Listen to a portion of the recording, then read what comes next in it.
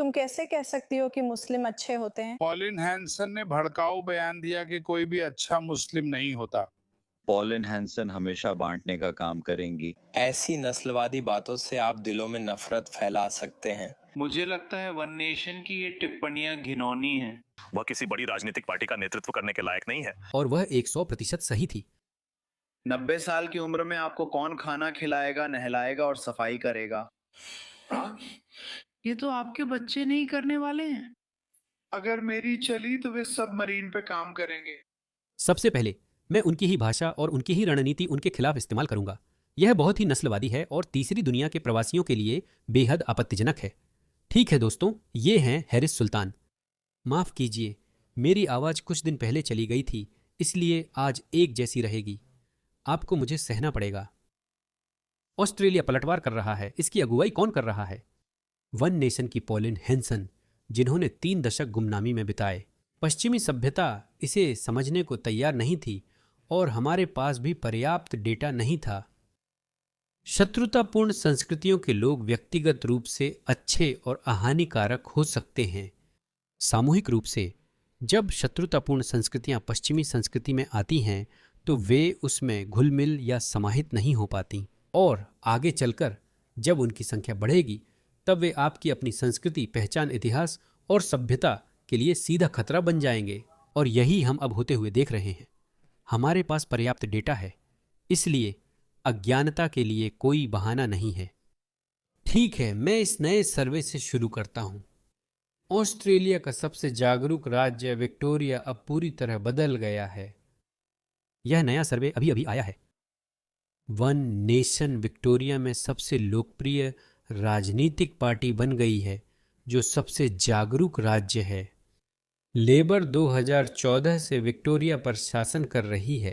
इस राज्य ने कड़े कोविड लॉकडाउन झेले, फिर भी डिगे नहीं और सिंटा एलन को वोट दिया, जो डैन एंड्रयूज की उत्तराधिकारी हैं। तो मेरी राय में ठीक है। मैं कोई वैश्विक विशेषज्ञ नहीं हूं, लेकिन मैं अमेरिका, यूके, जर्मनी और फ्रांस को कुछ हद तक देखता रहा हूं। मैं देख रहा हूं कि लोग लिबरल से कंजर्वेटिव बन रहे हैं। ये परिवर्तन दुनिया भर में हो रहा है। मैं आपको आश्वस्त करना चाहता हूं, मेरी राय में यह दुनिया में लिबरल से कंजर्वेटिव बनने का सबसे बड़ा बदलाव है। देखिए, 1 महीने पहले लेबर पार्टी चुनावी सर्वेक्षणों में आगे थी, पर उसकी लोकप्रियता घट रही थी। लेकिन और भी कारण हो सकते हैं। विक्टोरिया में एक बड़ा भ्रष्टाचार घोटाला चल रहा है, जो इसका कारण हो सकता है। इसे देखिए, ऑस्ट्रेलियन लेबर पार्टी ने 11% अंक खो दिए हैं और दूसरे स्थान पर आ गई है, जबकि वन नेशन ने 26% अंक हासिल किए हैं। वे लिबरल, नेशनल या ग्रीन्स पार्टी में नहीं गए, बल्कि पॉलिन हैंसन के नेतृत्व वाली सख्त दाएं झुकाव वाली वन नेशन पार्टी में गए। अब मैं आपको पॉलिन हैंसन के बारे में बताता हूं। पॉलिन हैंसन ने कुछ बात अनाड़ीपन से कही, और यही वजह है पॉलिन, मुझे लगता है तुम्हें थोड़ी ट्रेनिंग की जरूरत है। तुम्हें अपने ऑफिस से मुझसे संपर्क करवाना चाहिए। मैं तुम्हें बिल्कुल बताऊंगा कि उनसे कैसे निपटना है। तुम कभी मुस्लिम मत कहना, हमेशा इस्लाम कहना।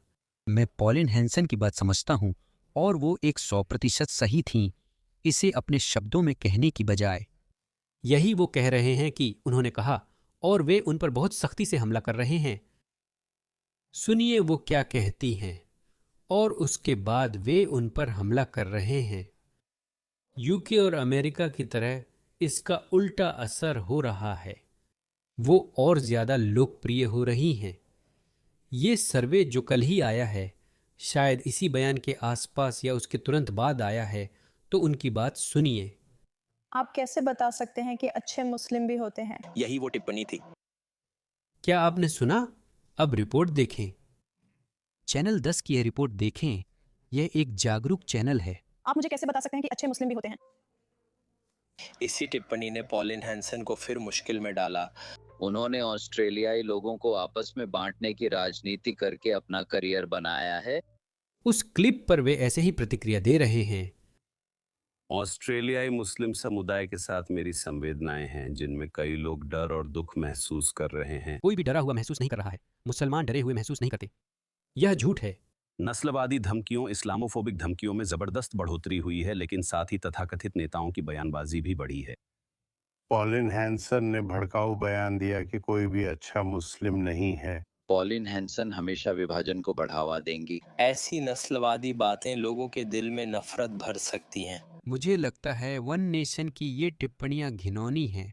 वह किसी बड़ी राजनीतिक पार्टी का नेतृत्व करने के लायक नहीं है। वह बड़ी राजनीतिक पार्टी का नेतृत्व करेगी और अगले चुनाव में अहम भूमिका निभाएगी। तो यह सब बवाल किस वजह से है? वह क्या कहती है, सुनिए। मेरे पास कट्टर इस्लाम के लिए समय नहीं है। उनका धर्म मुझे इसलिए परेशान करता है क्योंकि कुरान में जो लिखा है वे पश्चिमी लोगों से नफरत करते हैं और सारी बात इसी के बारे में है। आप कहते हैं बाहर अच्छे मुस्लिम भी हैं, खेद है। आप मुझे कैसे बता सकते हैं कि अच्छे मुस्लिम भी होते हैं? उन्होंने यही हिस्सा हटा दिया, बाकी बातों की स्पष्टीकरण वे खुद देंगे। मॉडरेट मुस्लिम ऑस्ट्रेलिया में जिन्हें आप अच्छे मुस्लिम मानते हैं, मुझे लगता है कि हम सहमत हैं कि कट्टरपंथी इस्लाम जो ऑस्ट्रेलियाई मूल्यों का समर्थन नहीं करता यहाँ नहीं होना चाहिए। मैं बस इस बात को उठाना चाहती हूँ।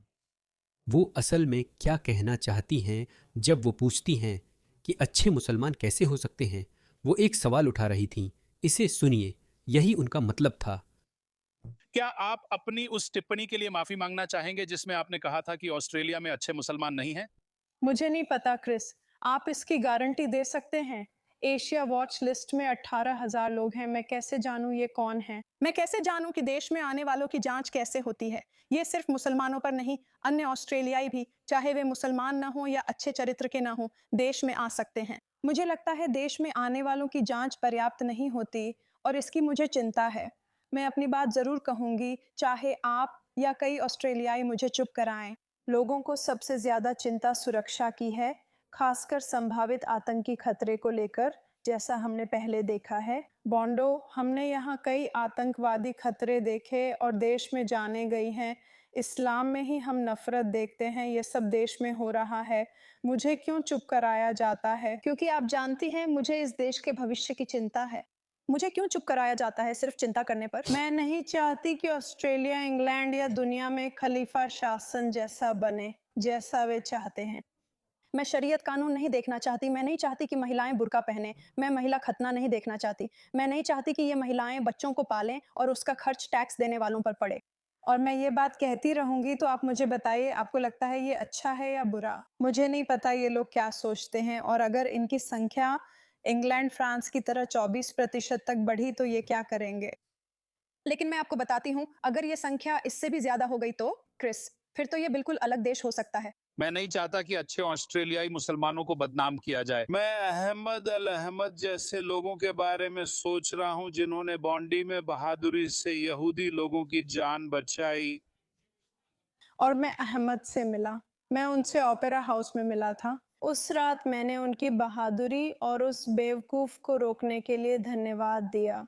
अब मुझे अच्छे मुस्लिम की दुविधा सुलझाने दीजिए। जैसा मैंने कहा था, सब उलझन में हैं कि इससे कैसे निपटें। पॉलिन ने कुछ गलत नहीं कहा। उनका मतलब था, मैं नहीं चाहती कि यह इंग्लैंड जैसा हो। इसे देखिए, यह वीडियो वायरल है और ऐसी वीडियो लगभग हर हफ्ते सामने आती हैं। यह मुस्लिम यूके में कर रहे हैं। देखिए, इस महिला पुलिस अधिकारी को इन मुस्लिमों ने बुलाया था जो उस इलाके में रहते हैं जिसका नाम टावर हैमलेट्स है। यह ईस्ट लंदन है, सेंट्रल लंदन के पास।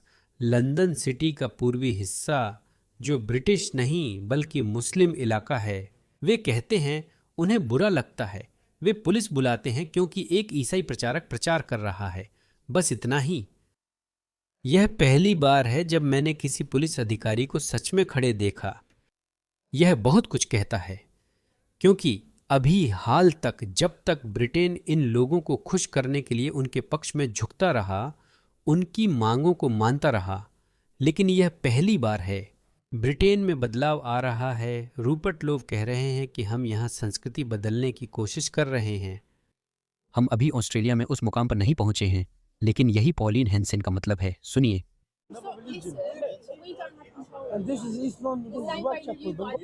उन्होंने कहा, यह व्हाइट चैपल है, यह ईस्ट लंदन है, यह एक बंगाली इलाका है, एक मुस्लिम इलाका है।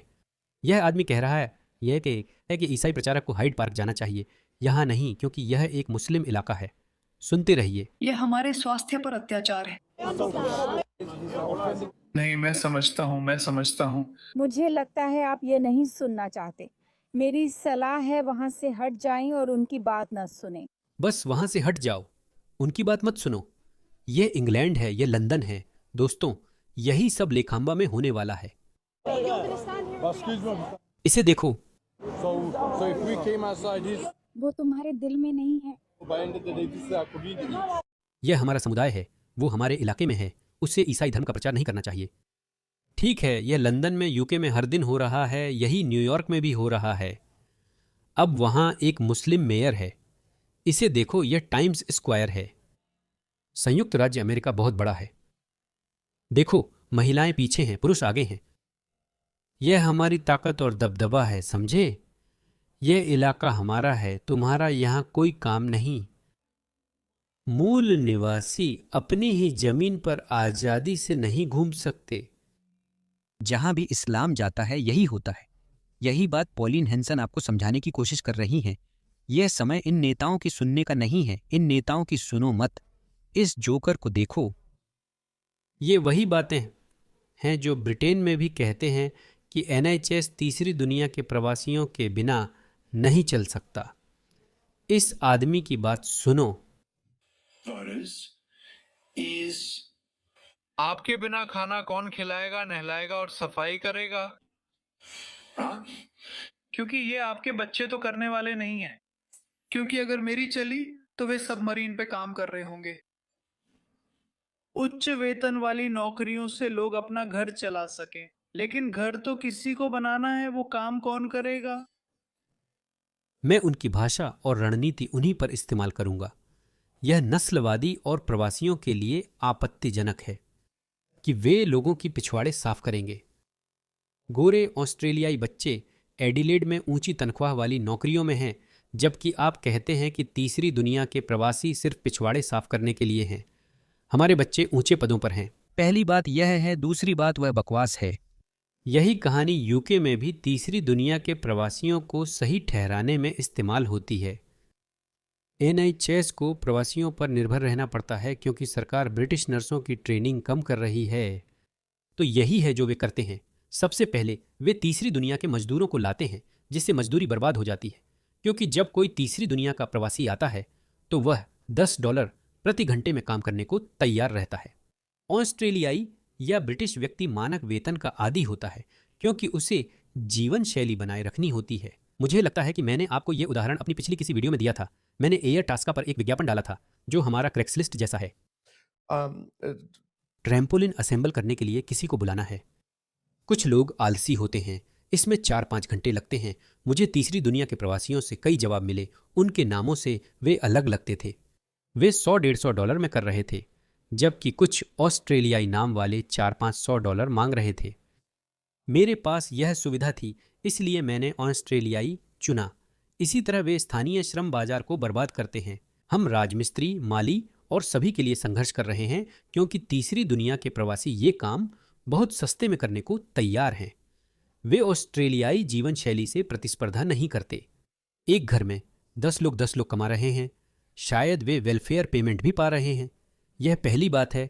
और फिर दूसरी बात, वे वास्तव में स्थानीय लोगों को ये काम करने से हतोत्साहित करते हैं। देखिए, वे नहीं चाहते स्थानीय लोग प्रशिक्षण लें, फिर कहते हैं हमारे पास नर्स नहीं है, इसीलिए अफ्रीका और मिडिल ईस्ट से लोगों को लाना पड़ता है। यही ऑस्ट्रेलिया में हो रहा है दोस्तों। मुझे नहीं पता कोई साजिश है या नहीं, जैसे लोग वर्ल्ड इकोनॉमिक फोरम में कहते हैं, या वे बस बिना सीमाओं की विचारधारा से प्रेरित हो रहे हैं। दुनिया के कुछ हिस्से अधिक जनसंख्या वाले हैं, कुछ हिस्सों में पर्याप्त जनसंख्या नहीं होगी, इसलिए हमें किसी तरह अपने संसाधनों का समान रूप से वितरण करना होगा। शायद यही एजेंडा है। यह निश्चित रूप से वही विचारधारा है। जो वे नहीं समझते वह यह है कि ठीक है, आप जनसंख्या को समान रूप से फैला सकते हैं, इस पर निर्भर करता है कि किस देश के पास अधिक संसाधन हैं। लेकिन उनकी संस्कृति का क्या, उनके जीवन के तरीके का क्या, यही वे अनदेखा करना चाहते हैं। यही वे हमें नहीं दिखाना चाहते, और यही सबसे बड़ा खतरा है। अगर ये लोग पश्चिमी जीवन शैली के लिए खतरा नहीं होते तो मुझे पूरा यकीन है कि ये पश्चिमी लोग ठीक रहते, लेकिन यही तो हम ला रहे हैं। इसे देखिए, तालिबान ने अफगानिस्तान के पुरुषों को अपनी पत्नियों को पीटने की अनुमति दे दी है जब तक कि वे उनकी हड्डियां न तोड़ें। हम यही संस्कृति ला रहे हैं। इससे पहले कि आप कहें तालिबान असली मुसलमान नहीं है, हर मुस्लिम देश इसे मंजूरी देता है क्योंकि कुरान में यही लिखा है। जिन महिलाओं से आपको बगावत का डर हो उन्हें समझाओ और बिस्तर में उनसे अलग रहो, और फिर अगर वह फिर भी आपकी बात नहीं मानती तो उन्हें मारो। यही शब्द दरबाह है। मुसलमान कहते हैं दरबा और अंत में उन्हें मारो। मुसलमान कहते हैं नहीं, हल्के से मारो, यही तालिबान ने कहा था। देखो, यही तालिबान ने कहा था, हड्डियां मत तोड़ो। तो यही संस्कृति हम ला रहे हैं। यही संस्कृति है जिसे वे हमें ठीक मानने और स्वीकार करने के लिए कह रहे हैं। इसे देखो, यह फिर से यूके से आया है, एक सूची है, इसे देखो। यही है जिसकी चेतावनी पॉलिन हैंसन देती हैं। मुझे नहीं पता वे क्या कह रहे हैं। शायद अल्लाहुआद बोल रहे हैं और कुछ चीज को हराम कह रहे हैं। हमें अपनी पहचान या मूल्यों के लिए माफी मांगने या जागरूक वामपंथियों की सुनने की जरूरत नहीं है। यहां तक कि रूढ़िवादी राजनेता भी, जैसे लिबरल या नेशनल पार्टी, अगर वे इस्लाम को खुश करने को तैयार हैं तो वे ऑस्ट्रेलिया और पश्चिम विरोधी हैं। इस्लाम पश्चिमी सभ्यता से मेल नहीं खाता। इस्लाम दुनिया को दारुल इस्लाम, इस्लाम का घर जैसे पाकिस्तान, सऊदी अरब, बांग्लादेश और दार अल हरब में बांटता है। दारुल हरब का मतलब है युद्ध का घर, जिसका मतलब है ऑस्ट्रेलिया, यूरोप, अमेरिका, कनाडा। इसीलिए हम उन्हें प्रमुख स्थलों पर सार्वजनिक नमाज पढ़ते और यूके में शरीयत, ऑस्ट्रेलिया में शरीयत चिल्लाते देखते हैं।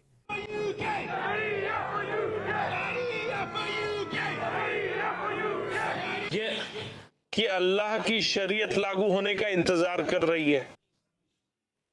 हम भूल जाते हैं कि हर एक दिन जो हम अल्लाह सुब्हानहू व तआला की शरीयत के बिना जीते हैं, हमारा अपमान किया जा रहा है, हमें तुच्छ समझा जा रहा है, मुसलमानों का खून सस्ता हो गया है। इसीलिए हम देखते हैं कि उनके नेता बार बार यही बात कहते हैं, क्योंकि वे अपने लोगों को एकजुट कर रहे हैं। अच्छे मुसलमान कौन हैं? पश्चिमी नजरिए से अच्छा मुसलमान वही है जो घुल मिल जाए, अपनाए और देश के अधिकार को चुनौती न दे। चलिए ऑस्ट्रेलिया से शुरू करते हैं। तो क्या वे पहले ऑस्ट्रेलियाई हैं? आइए उनसे यह सवाल पूछते हैं, क्या आप सबसे पहले ऑस्ट्रेलियाई हैं या सबसे पहले मुसलमान हैं? सामूहिक रूप से 95% लोग हमेशा यही कहेंगे कि वे सबसे पहले मुसलमान हैं। वे नहीं मानते कि हम ऑस्ट्रेलिया को नष्ट करेंगे। यह उनकी वैचारिक स्थिति है। उन्हें बचपन से यही सोच दी गई है। तो जब असली समय आएगा, जब उनके लिए उठ खड़े होने और हमारी सरकार को गिराने की कोशिश करने का वक्त आएगा, मैं ये नहीं कह रहा कि ये सब कल ही होने वाला है, लेकिन वे इसी दिशा में काम कर रहे हैं। यही उनका लक्ष्य है। कारण यह है कि आपको उनसे लड़ना पड़ेगा क्योंकि वे यहूदी और ईसाई हैं। आपको अपने आसपास के उन साम्राज्यों या हुकूमतों से लड़ना चाहिए जो यहूदी या ईसाई हैं। जब तक वे जिजिया नहीं देते, और फिर इसका तरीका हदीस में बताया गया है। उन्हें 3 विकल्प दिए जाते हैं, या तो आप जिजिया दें, या आप ये करें, या आप वह करें।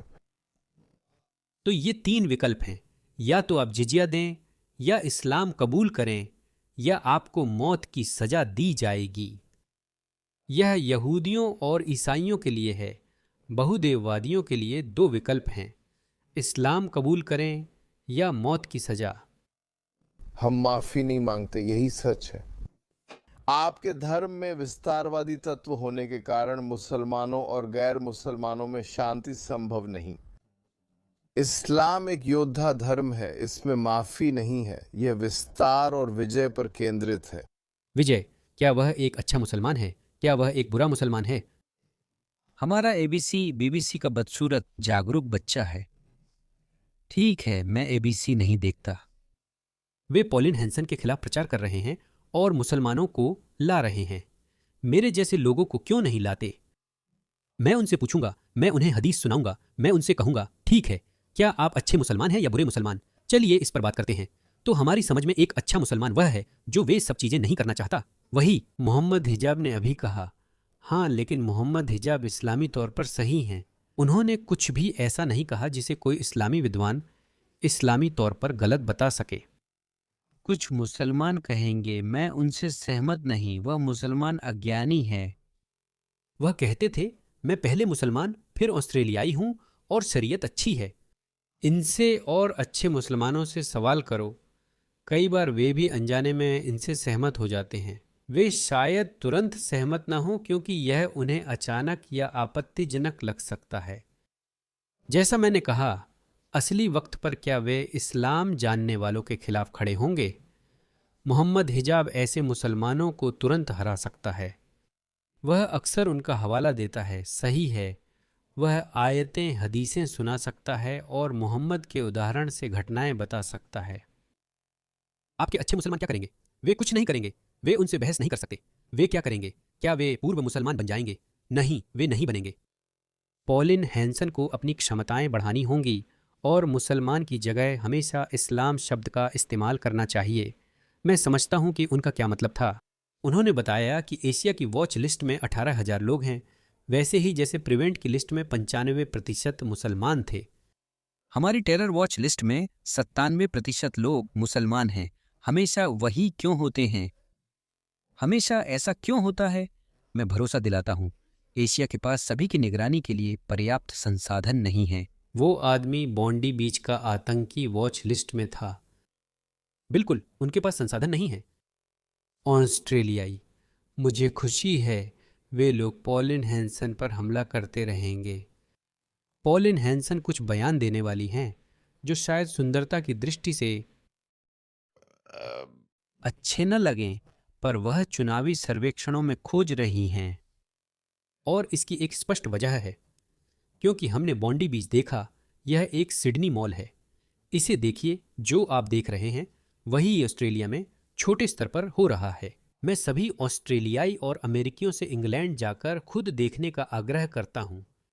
वहां पूरे मोहल्ले हैं जहां आपको एक भी ब्रिटिश व्यक्ति नहीं दिखेगा। मैं बढ़ा चढ़ाकर नहीं कह रहा, वहां एक भी ब्रिटिश व्यक्ति नहीं दिखेगा। जो वीडियो दिखाया, आप वहां जा नहीं सकते। अगर वहां किसी महिला को स्कर्ट पहनाकर भेज दो तो देखो क्या होता है। क्या आप मेलबर्न और सिडनी के उपनगरों में ऐसा ही देखना चाहते हैं? क्या आप यही देखना चाहते हैं? यही पॉलिन हैंसन ने लाकेम्बा पर कहा था। चाहे आप पॉलिन हैंसन के समर्थक हों या नहीं, सही और गलत होता है, और ये कहना बिल्कुल गलत है। वे कुछ खास इलाकों में नहीं जाना चाहते। मैं खुद लाकेम्बा गई हूँ। आपको ऐसा लगता है कि आपकी वहाँ जरूरत नहीं है, आप वहाँ नहीं रहना चाहती? लाकेम्बा, क्या आप वहाँ गई हैं? यह कहना कि लोग डरे हुए हैं या असहज महसूस करते हैं या लाकेम्बा जैसे उपनगरों में जाना उनके लिए स्वागत योग्य नहीं है, यह बिल्कुल गलत है। मुझे पॉलिन हैंसन पसंद हैं। मार्क लेवी, आपको नहीं पता आप किस बारे में बात कर रहे हैं। चलिए मैं आपको असली लाकेम्बा दिखाता हूँ। यह अहमद नवाबी हैं, पूर्व मुस्लिम। यह वीडियो शायद 7-8 साल पुराना है, हाल का नहीं। हम बहुत लंबे समय से जोर जोर से चिल्ला रहे हैं कि यह ऑस्ट्रेलिया में होने वाला है। देखिए, यह वीडियो करीब 7 या 8 साल पुराना है। इसे सुनिए। हर जगह कभी न कभी शरीयत लागू होगी। ये मेरा और हर मुसलमान का लक्ष्य है। यही उसका लक्ष्य है, पृथ्वी पर शरीयत कानून स्थापित करना। ठीक है, लेकिन अगर पृथ्वी पर शरीयत कानून लागू हो तो मुझे मारना चाहिए क्योंकि मैं अमर हूँ। यह सेना पर निर्भर करता है। इस्लामी कानून के अनुसार लिखा है कि मुझे मारना चाहिए, तो आप मानते हैं कि यह सही है? कानून, मैं उसी का पालन करता हूँ। क्या आपको लगता है ये मेरे लिए न्याय संगत है? मान लीजिए आप सही हैं, मैं गलत हूँ। क्या मुझे सिर्फ सही निष्कर्ष निकालने पर मारना सही है? अगर शरिया कानून ऐसा कहता है तो फिर मेरे लिए भी ये न्याय संगत होना चाहिए। शरिया कानून में हमेशा सुरक्षित ठिकाना मिलता है। नहीं, क्योंकि आप कहते हैं शरिया कानून पूरी धरती पर, तो मेरे लिए कोई भी सुरक्षित ठिकाना नहीं होगा अगर पूरी धरती पर, अगर इस्लाम पूरी धरती पर हावी हो जाता है। यही योजना है। और आप यही योजना है, तो इस्लाम में मेरा सुरक्षित ठिकाना कहाँ होगा? लेकिन वो तो जबरदस्ती होगा, है ना? अगर मेरा एकमात्र सुरक्षित ठिकाना इस्लाम है और अगर मैं इस्लाम में वापस नहीं जाता तो सजा मौत है। तो दो ही विकल्प हैं, इस्लाम या मौत। इस्लाम या मौत, यह लेकेम्बा है। यहाँ ऐसे विचार माने जाते हैं। यह व्यक्ति कह रहा है कि वह सिर्फ सिडनी या ऑस्ट्रेलिया नहीं, पूरी दुनिया में शरिया चाहता है। ये वही लोग हैं जो वहाँ रहते हैं। और आप मुझे बताइए, वहाँ एक और वीडियो था, इसे देखिए, यह 4 मिनट लंबा क्लिप है। दोस्तों फिर से, यह लगभग 10 साल पुराना क्लिप है। यह कब था? 2018। मैं सिडनी ऑस्ट्रेलिया के लैकेम्बा इलाके जा रही हूँ जहाँ मुस्लिम आबादी अधिक है। कुछ वैसे ही जैसे मार्क्सलो या यूरोप में मोलेनबीक। मुझे लगता है ऑस्ट्रेलिया में नो गो जोन यूरोप जितने खराब नहीं है क्योंकि यहाँ प्रवास कम हुआ है।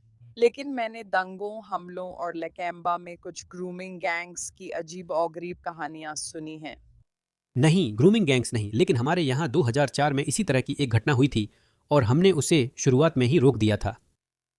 सुनिए, वे हमें देखने और ये जानने के लिए आए कि हम क्या कर रहे थे। सड़क के उस पार से मर्द हमें अरबी में चिल्लाने लगे। मुझे लैकेम्बा आए हुए अभी 10 मिनट भी नहीं हुए थे। मीडिया को खबर मिलते ही वे मुझसे भिड़ने आ गए।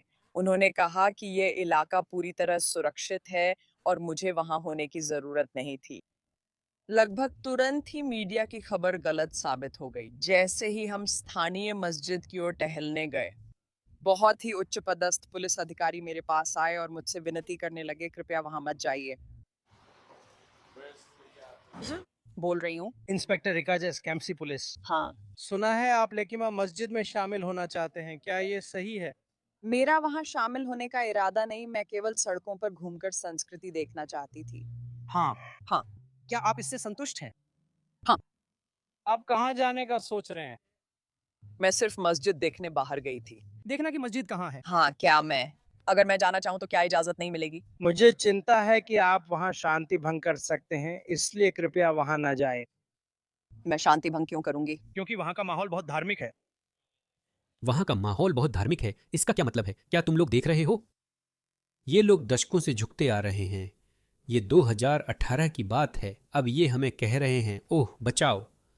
पॉलिन हैंसन पीछे से बोल रही हैं, क्या तुम देख रहे हो? वे क्या सोचते हैं? क्या हम बेवकूफ़ हैं? यही सम्मान वे ऑस्ट्रेलियाई जनता को देते हैं। प्यारे ऑसीज, जागो, वे तुमसे झूठ बोल रहे हैं। यह यूरोप में हो चुका है। यह वही है, मैं मेलबर्न में बता रहा हूँ। शायद फॉर्कनाइट वहाँ नहीं है, लेकिन जैसे जैसे संख्या बढ़ेगी वहाँ भी आ जाएगा। क्या शांति भंग करने वाली मैं हूँ या वहाँ मौजूद लोग होंगे? ठीक है, आपकी उपस्थिति, आपका वहां होना शायद उन्हें उकसा सकता है। हाँ, आपकी मौजूदगी से वे आपत्तिजनक व्यवहार कर सकते हैं। क्यों? वह कौन है?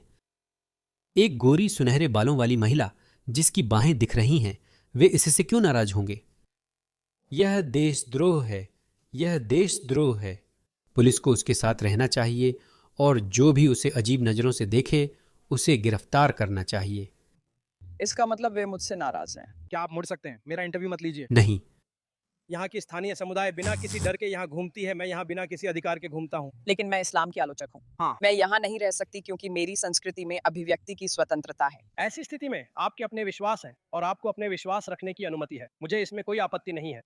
मैं आपसे नीचे न जाने का अनुरोध करता हूँ क्योंकि मुझे डर है कि इससे शांति भंग हो सकती है और आप अपराध कर सकते हैं। क्या मुझे उस इलाके से होकर जाने की अनुमति है? मैं आपसे कह रहा हूँ नहीं, मैं आपसे नीचे न जाने का अनुरोध कर रहा हूँ। पूछ रहा हूँ।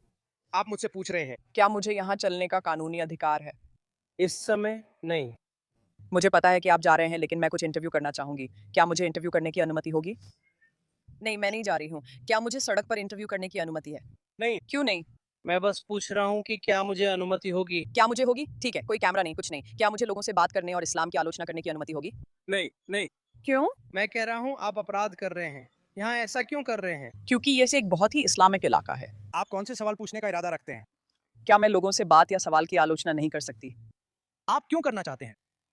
मैं नहीं चाहता। आप इस्लाम की आलोचना क्यों करना चाहते हैं? मुझे डर है आप शांति भंग कर सकते हैं। नहीं। आपको डर है कि लोग मुझसे आहत हो जाएंगे? नहीं। हाँ, धन्यवाद, लेकिन आप शांति भंग कर रहे हैं। मैंने चेतावनी दी थी, ऐसा करने पर आप कानून तोड़ेंगे, क्या समझे? हाँ, मैं समझती हूँ, मैं पूरी तरह समझती हूँ। जहाँ तक मेरा सवाल है, यहाँ शरिया कानून है। जहाँ तक मेरा सवाल है, हाँ, हम जाएंगे, हम जेल जाएंगे। अगर हम लोगों से बात करते हैं, जहाँ तक मेरा सवाल है, यहाँ शरिया कानून है। मुझे बताया गया था कि अगर मैं लोगों से बात करती हूँ, भले ही मैं अपने सारे कैमरे हटा दूँ, मैं यहाँ लोगों से इस्लाम की आलोचना नहीं कर सकती। आप वहाँ जा भी नहीं सकते। तो दोस्तों, यही है लैकेम्बा और यही प्रोपेगेंडा है जो ऑस्ट्रेलियाई मीडिया फैला रही है। आपने देखा लैकेम्बा कैसा है? शर्म करो, चैनल 7 शर्म करो। आज रात लेकेम्बा में पॉलिन हैंसन से व्यक्तिगत अनुरोध किया गया है कि वह इस कार्यक्रम में आएं और इस उपनगर की गलियों में चलें। यहाँ के स्थानीय अंतिम संस्कार संचालक से यह निमंत्रण आया है, जिन्होंने अपनी विशाल सोशल मीडिया उपस्थिति का उपयोग करके यह निमंत्रण जारी किया है। लेकेम्बा की साल की सबसे बड़ी रात के लिए मेज सज चुकी है और हर कोई स्वागत है, यहाँ तक कि पॉलिन हैंसन भी। पॉलिन, कार्रवाई के लिए बुलावा है, मैं तुम्हारा इंतजार कर रहा हूँ, नीचे आओ। वो मीडिया के लिए चेहरा है या तुमने दूसरा चेहरा देखा?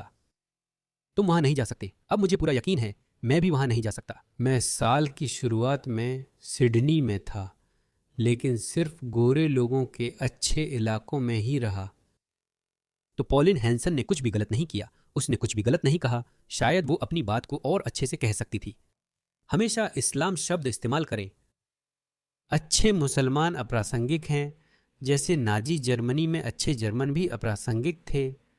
आपको बस कुछ मुट्ठी भर ऐसे लोगों की जरूरत है जो एक्टिविस्ट हों, जो बदलाव लाने के लिए दृढ़ संकल्पित हों, और ऐसे लोग आपके आसपास पहले से ही मौजूद हैं। आपके आसपास सच में हजारों लोग हैं। मुश्किल समय में हमें पता होता है कि वे किस ओर होंगे, और उस समय हमें ऑस्ट्रेलियाई लोगों को यह जानने की जरूरत होगी कि क्या हो रहा है, ताकि जब वह समय आए तो हम उसे कुचल सकें।